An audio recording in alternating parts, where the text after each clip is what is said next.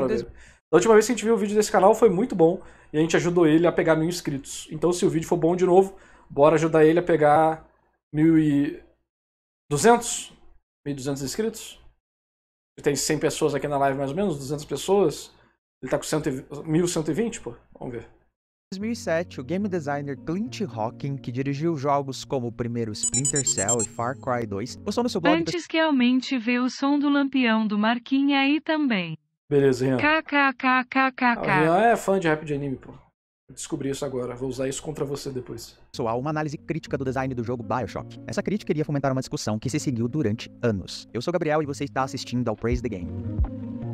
Em BioShock, no papel de Jack, o jogador se vê como um sobrevivente de um acidente de avião. Ele cai nas águas do Oceano Atlântico e, no fundo do mar, encontra a cidade submarina de Rapture. Porém, em vez de um refúgio, ele vai descobrir uma cidade arrasada por uma guerra civil, e com o auxílio de Atlas, um cidadão sobrevivente, o jogador agora precisa escapar desse lugar. No seu post, Hocking alega que existe uma desarmonia entre as estruturas do jogo, a estrutura lúdica, a gameplay, e a estrutura narrativa, que conta a história. Podemos entender que o sistema oferece incentivos e estabelece diretrizes. Na lore do jogo, Ryan, o fundador de Rapture e vilão, promoveu nessa cidade ideias e filosofias centradas no individualismo e no interesse próprio, trazendo concepções baseadas na filosofia objetivista. O jogo, no entanto, permite o jogador adotar ou contestar essas mesmas ideias somente na gameplay, mas não na narrativa. Durante a campanha, você vai encontrar as Little Sisters, garotinhas que foram geneticamente modificadas e carregam consigo Adam, uma energia essencial para o funcionamento dessa cidade. O jogador pode escolher entre absorver essa energia, o que causaria a morte dessas garotas, ou então salvá-las, livrando-as desse estado mental de controle. Absorver te recompensa com benefícios de curto prazo, facilitando os primeiros levels, enquanto salvar as garotas te beneficiaria a longo prazo, sendo capaz de conseguir itens únicos e garantindo ainda um final mais feliz. Esses seriam os incentivos, possíveis escolhas. A narrativa, por outro lado, não permite o jogador escolher. Ele precisa seguir e confiar no que o Atlas conta sobre aquele lugar, assumindo essa posição como a opção correta. Essa seria uma diretriz, uma ordem. Portanto, os incentivos na estrutura de gameplay deixam o jogador decidir, agir de forma egoísta ao absorver a energia das Little Sisters, ou fazer uma oposição a esse pensamento ao salvá-las. Contrariamente, na estrutura narrativa só existe uma diretriz, que é seguir as ordens de Atlas. O jogador não pode se opor. De acordo com Hocking, o jogo sofre uma forte dissonância entre o que ele é enquanto jogo e o que ele é enquanto narrativa. Essa tensão entre essas duas estruturas foi então cunhada por ele de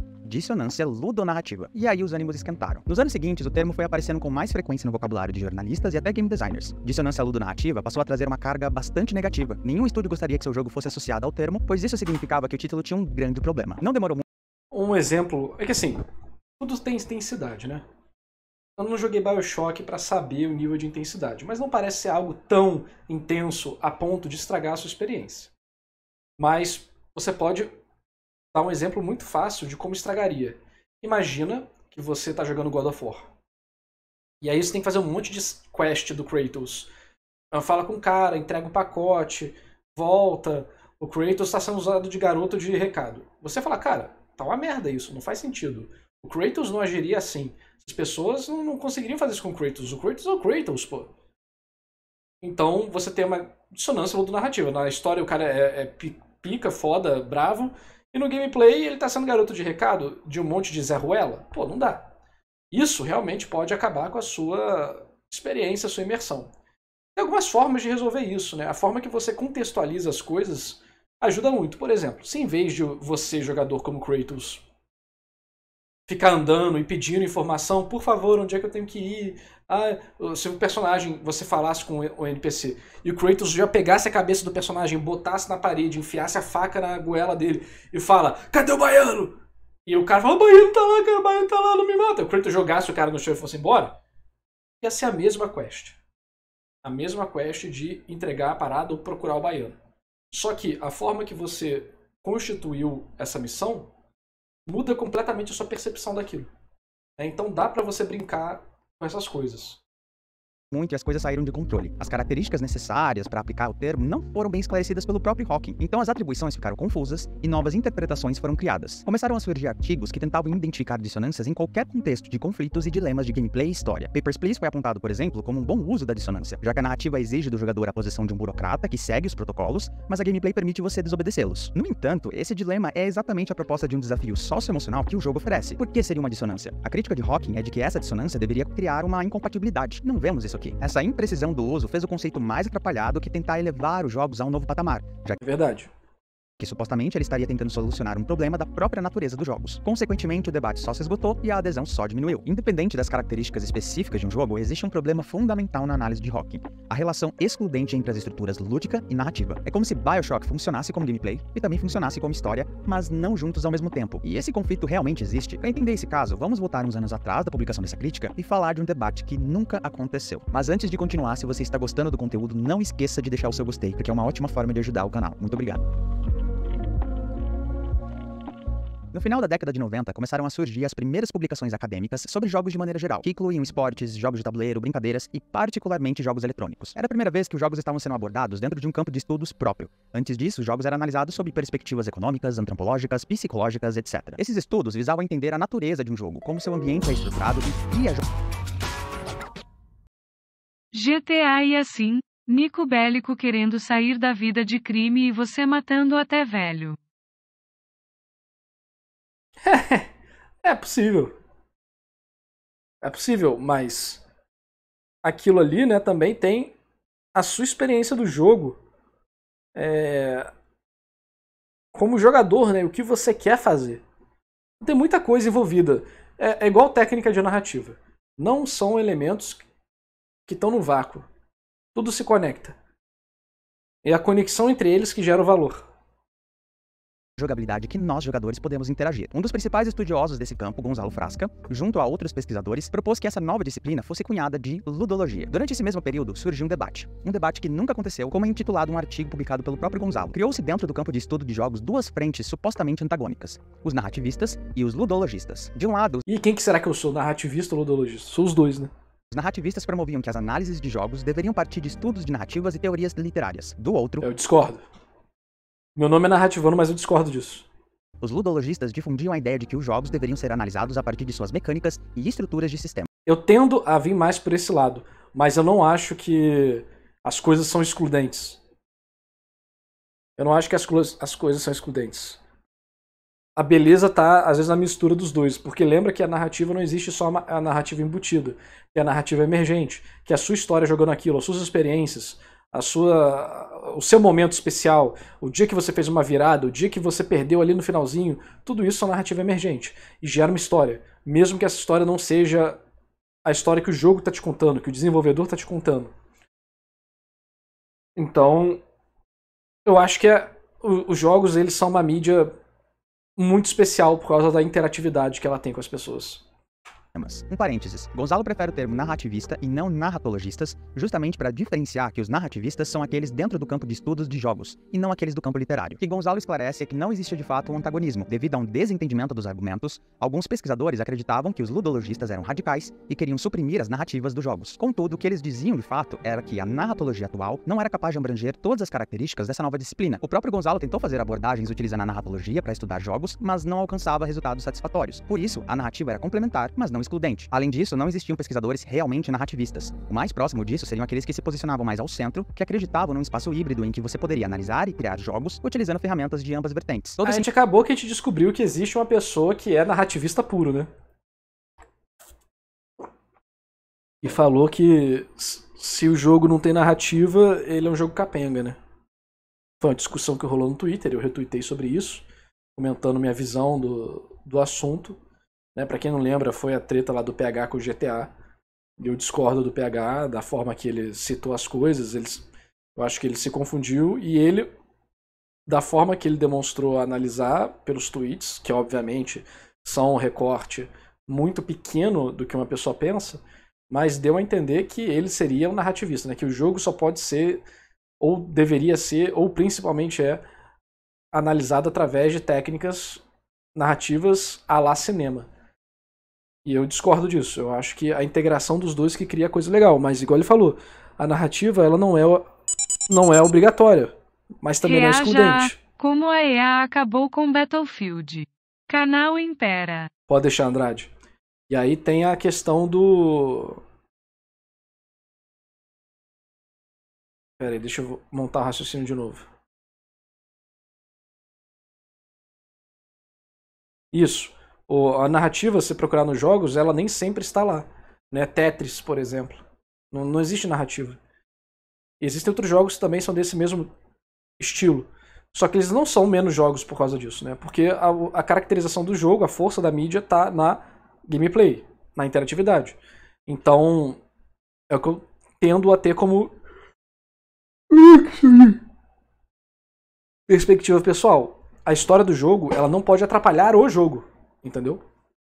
Imbróglio nos mostra que essa discussão não é nova e tenta se criar um conflito entre forças opostas que nem deveria existir. É por isso que a crítica de Clint está fundamentalmente equivocada. Gameplay e narrativa são interseccionados, e gameplay também é narrativa. A premissa de BioShock é que o Jack precisa seguir as ordens de Atlas se ele quiser sair vivo dessa cidade. Não é uma escolha moral. Se sensibilizar pelo pedido de socorro do outro não está em pauta. É uma escolha prática de benefício mútuo. O jogador se coloca na mesma posição. Criar alternativas para que o jogador pudesse se contrapor ao Atlas e se aliar ao Ryan, o vilão, também não se alinharia necessariamente à temática de agir em seu interesse próprio, como Hawkins sugere. Afinal, por que não criar uma terceira opção, então? Matar o Ryan e ainda se recusar a ajudar o Atlas também poderia ser uma decisão baseada em interesse próprio. Mas perceba que ainda assim, o cenário criado aqui, além de não conseguir satisfazer todo tipo de anseio que um jogador pode ter, estaria colocando as duas estruturas numa competição eterna de qual promove mais a temática. E aí voltamos à armadilha da autonomia, tema do meu vídeo anterior. Nós seguimos o único caminho disponível porque somos convencidos de que é o melhor a se fazer. Assim como também temos vontade de entender o que houve naquele lugar e conseguir escapar dessa distopia, mas não porque obedecer o Atlas é a escolha moralmente certa. Dentro desse contexto de sobrevivência, quase todos os outros seres são inimigos e vão tentar matar o jogador. As Little Sisters, por outro lado, não são ameaças e também são perseguidas pelos outros inimigos. É o próprio Atlas que as coloca como monstros e estimula o jogador a conseguir o Adam que elas carregam, porque ele afirma que o jogador vai precisar. No entanto, apesar de estabelecer objetivos, ele não é capaz de determinar a forma ou os meios que os jogadores utilizam para cumpri-los. Escolher entre roubar o Adam das Little Sisters ou salvá-las envolve pesar as necessidades em tornar sua sobrevivência, no caso a gameplay, mais confortável agora ou depois. Como também a sua atitude moral diante daquele cenário em acreditar que mais pessoas poderiam ser salvas. O progresso que te coloca numa busca de poder e te deixaria frio em relação às crianças, como Hawkins sugere, é somente uma posição possível que se encaixa com aquele jogador que é persuadido pelo Atlas. Você é livre e tem motivos para fazer essas considerações. Mesmo que se possa apontar que uma escolha seja mecanicamente mais benéfica, porque você recebe mais recompensas no fim, não podemos ignorar que o processo cognitivo é diferente para cada jogador, portanto não é uma resposta óbvia, nem uma satisfação garantida para todo mundo. Além disso, tudo fica ainda mais claro quando acontece aquela reviravolta. Ryan revela que o Atlas possui um controle mental sobre o Jack, ou seja, sobre o jogador, e aí você percebe que a intersecção de gameplay e narrativa, afinal envolvia mais uma temática sobre autonomia. A filosofia objetivista era apenas uma roupagem para aquela trama. Dissonância ludo-narrativa deveria provocar uma desconexão com o jogo. O jogador sofreria uma imersão. Mas é isso que acontece? Isso, que é o exemplo que eu dei se você estivesse jogando com Kratos, por exemplo, né? Eles ficam tão imersos nessa jornada a ponto de se sentirem completamente frustrados quando se dão conta do plano de Atlas. Frustrados não porque se sentiram insultados, como Hawking alega ter se sentido uma vez que a narrativa é arbitrariamente restrita, mas porque nós acreditamos até então que éramos autônomos, consciente que estávamos fazendo o que queríamos por ter evolução, e não por motivos de um controle mental. Essa reviravolta é praticamente um metacomentário sobre game design. As estruturas individuais não têm essa mesma potência quando analisadas separadas, como se uma parte sozinha pudesse ser o suficiente. É um processo holístico, e é por isso que o Hawking perde de vista a experiência comum que muitos jogadores tiveram. Entretanto, se tem uma questão bastante pertinente nessa discussão levantada por ele, é sobre incoerência. Então vamos entender uma outra abordagem de como isso se desenrola nos jogos. No artigo acadêmico Esclarecendo a Incoerência nos Jogos, os pesquisadores Hugo Hockenberg, Maris van der Hoof e John Mayer estabelecem que nos jogos existem o ambiente de jogo, onde é formalizado as regras, e o universo ficcional, onde acontece a narrativa. Em Stray, acompanhamos um gato de rua que acabou preso dentro de uma cidade subterrânea e isolada. Agora o jogador precisa explorar esse lugar dominado por robôs e contar com a ajuda de androides para escapar dos perigos e voltar à superfície. Quando levamos em conta todos os eventos que acontecem em tela e, portanto, descrevem a narrativa dos personagens, alguns não fazem muito sentido. Por exemplo, o fato do gato poder falhar ao ser pego e morto pelos inimigos. Literalmente, o gato desaparece por um momento e reaparece na tela em um ponto anterior ao acontecido. Claro, isso é uma característica básica de quase todos os jogos. Você falhou e vai tentar de novo, não é um evento que perturba por muito tempo, mesmo quem acabou de ter o seu primeiro contato com jogos. Mas vamos questionar o óbvio. Que tipo de conclusão tiramos desse evento em específico no universo ficcional? Geralmente, apenas desconsideramos. Isso porque entendemos que esse fato não deve ser incorporado no universo ficcional. O gato não morreu e reencarnou. Você apenas perdeu no desafio e vai tentar... Alguns jogos misturam isso, né? Undertale tem essa pegada de que todos os seus saves, né, são tentativas em linhas do tempo diferentes. E então os chefões que inclusive falam disso, né?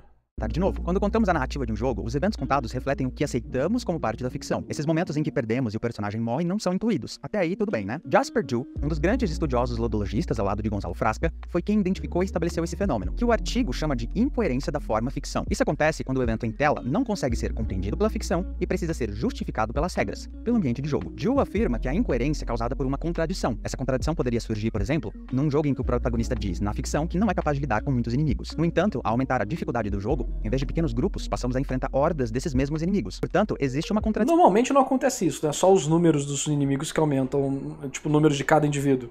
Ele tem 10 de vida, ele fica com 100 de vida. Ele tem 10 de ataque, ele fica com 100 de ataque. Normalmente é isso que acontece quando você aumenta a dificuldade. Raramente tem mais inimigos ou inteligência dos inimigos. Aqui, justificada, só que pelas regras, ou seja, pela configuração da dificuldade. Em contrapartida, uma abordagem diferente desse fenômeno seria por meio da incompletude. Essa explicação foi sugerida pelo pesquisador e professor de cultura e jogos digitais, Edward West. West alega que não há nada unicamente incoerente nos jogos que não esteja em outra mídia. Quando entendemos que incoerência é a incapacidade de se conseguir um conhecimento integral do universo ficcional, então essa é uma forma de incompletude, mas uma característica inerente da forma ficção. Ficou confuso? Para ficar mais claro, vamos comparar com outras mídias. O poema épico Os Lusíadas, escrito por Luís de Camões, narra episódios importantes da história de Portugal, como a chegada do navegador Vasco da Gama à Índia. Uma estrutura marcante dessa obra são as rimas. Então todos os personagens discursam em versos que rimam com outros. No entanto, quando consideramos o universo ficcional, não vamos dizer que esses personagens dialogam em rimas, certo? Essa estrutura diz respeito à forma, a um recurso literário e não à ficção da história. Já no teatro, não é incomum ver um ator interpretar mais de um personagem na mesma peça. E mesmo assim, a conclusão que tiramos não é que esses mesmos personagens são irmãos gêmeos, mas sim porque a forma do teatro permite esse tipo de alternância de atores. Portanto, só ignoramos. É exatamente o que acontece quando presenciamos um evento em tela enquanto jogamos, que pode não fazer sentido à primeira vista, mas então entendemos que ele é justificado pelo ambiente de jogo. A incompletude também pode se relacionar de forma específica com a incoerência da forma ficção,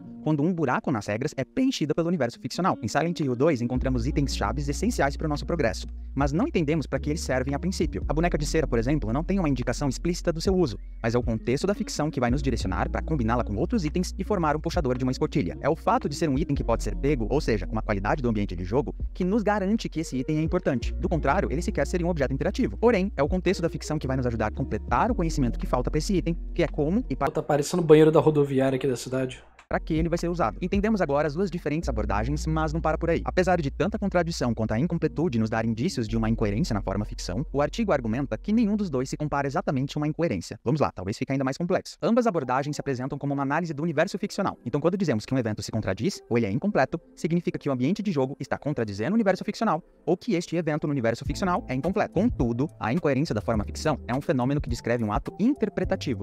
O que deve ser analisado é que algumas informações não se contextualizam na ficção e são simplesmente desconsideradas. Uma contradição ou uma incompletude nem sempre leva a isso. O que o artigo propõe é que esse evento que está causando essa tensão entre esses planos seja chamado de pseudo-evento ficcional. E o que seria isso? Um pseudo-evento ficcional é um evento apresentado por uma mídia, no caso, o jogo, que é interpretado pelo jogador como um fato que não aconteceu no plano do universo ficcional. O jogador compreende que essa ocorrência, que pode provocar uma dissonância, prejudicar a coerência, deve ser atribuído a um outro aspecto da mídia. Mas não só isso, esse evento contribui para o mérito do próprio jogo, ou seja, consideramos que ele faz o jogo ser melhor. Vamos tentar ilustrar isso. Na franquia Uncharted, um discurso comum que se referencia à dissonância ludonarrativa aponta que o protagonista Drake é um cara carismático e altruísta e faz escolhas moralmente bem aceitas na narrativa, mas ele mata dezenas de pessoas.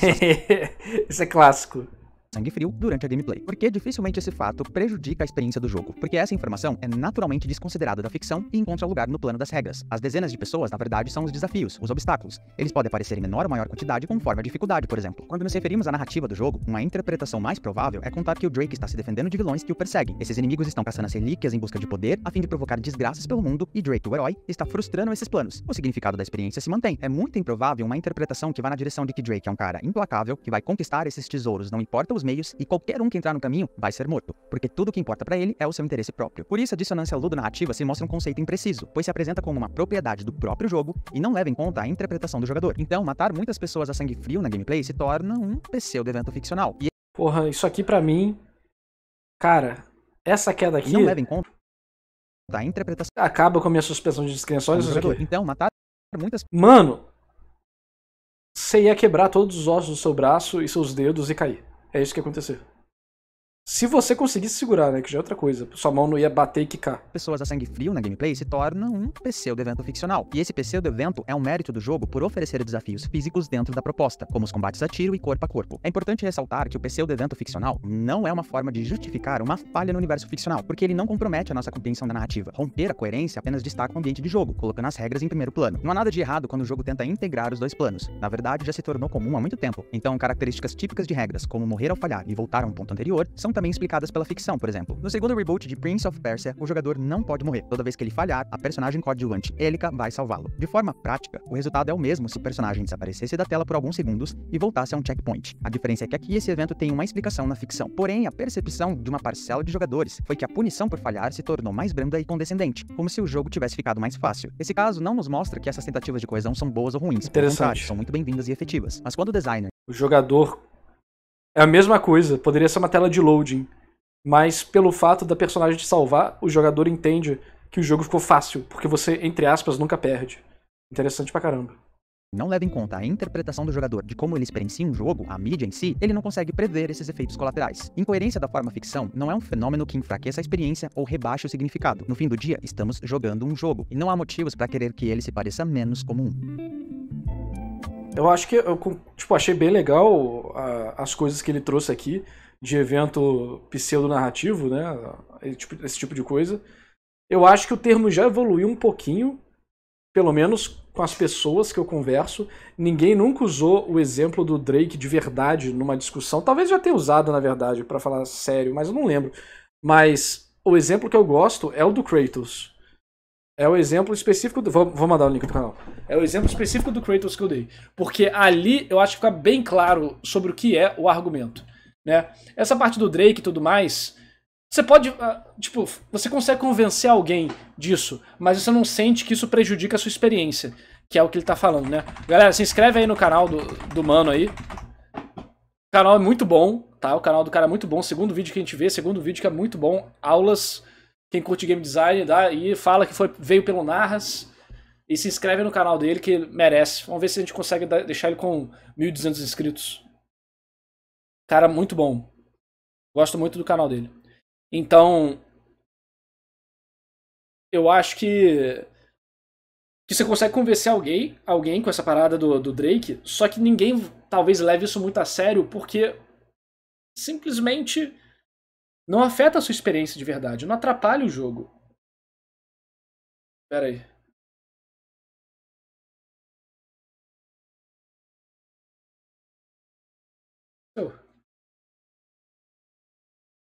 Alguns canais do Discord bugaram. Falaram que o Discord do Narras, o meu Discord bugou, mas não tá bugado aqui não. Só que aqui nada, só que alguns outros bugaram. Coisa do Discord. Esquisito. Formar um puxador. Então, bem bacana aí. Depois dê uma moral lá. Assista os outros 2007, vídeos deles. E me mandem outros vídeos deles. Vamos ver quem que já mandou um salve aqui. Não, o cara 2 dias atrás já mandou aqui, ó. Descobri seu canal através da Narrativando. Estou realmente impressionado com a qualidade de conteúdo. Parabéns, bom trabalho. Brabo. O cara 2 dias atrás já estava se preparando para aparecer no vídeo hoje. Cadê os comentários? Façam comentários lá pra eu ler aqui. Pra vocês ficarem imortalizados.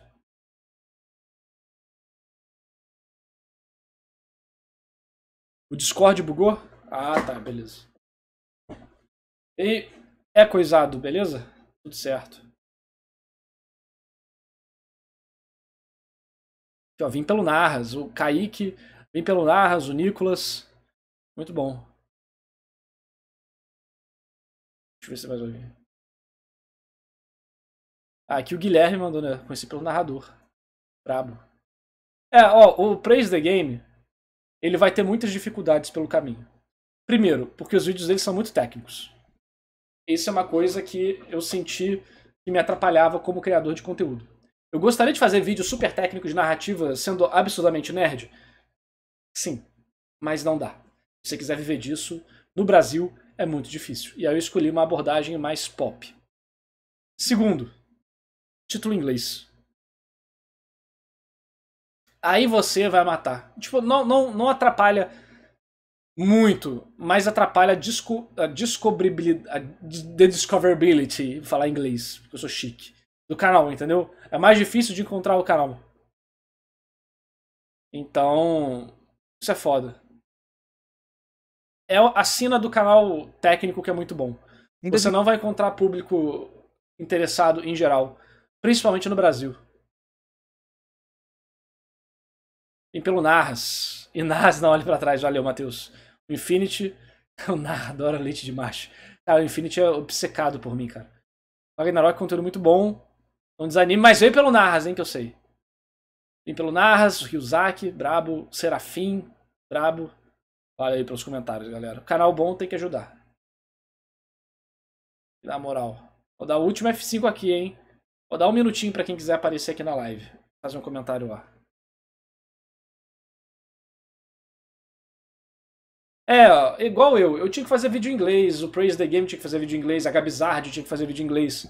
Mas a gente... Eu não sei o caso deles, eu sou burro. Essa é a verdade. Sou burro. Se eu pegasse meus vídeos, refinasse eles, soltasse em inglês, ia dar muito certo. Eu quero treinar uma IA na minha voz e usar uma IA para traduzir meus vídeos para inglês e automatizar o canal todo. Usar o mesmo vídeo, a mesma edição e chablau, entendeu? Caraca, mano. Um dia eu tenho que fazer isso.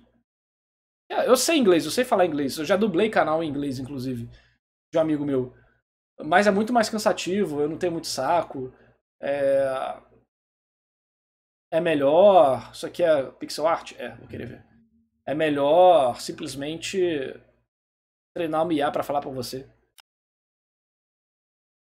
Já tô pensando em botar IA pra narrar meus vídeos em português, pô. Imagina o tempo que eu vou ganhar com isso. Aqui, ó. O Sony, vim pelo Narras. O Matheus, bom vídeo, cara. O KO, vim pelo Narras. O Messias, vim pelo Narras. Vou zerar seu canal, mandar ele reagir a tudo. Aí, gostei, hein? Gostei. Pode mandar pra cá. O Diário Galáctico, conheci o canal pelo Narrativando. No seu canal tem ótimos roteiros, uma proposta interessante, parabéns. O Rian, vim pelo Narras. O Daniel, vim pelo Narras. O Kim, vim pelo Narras. O Matheus, esse... a gente já leu. Como traduzir gíria e piada? Eu traduzo tudo e o que não for muito bem traduzido ou ficar com uma tonalidade esquisita, eu gravo por cima. E aí eu reduzo minha gravação de 3 horas para 30 minutos.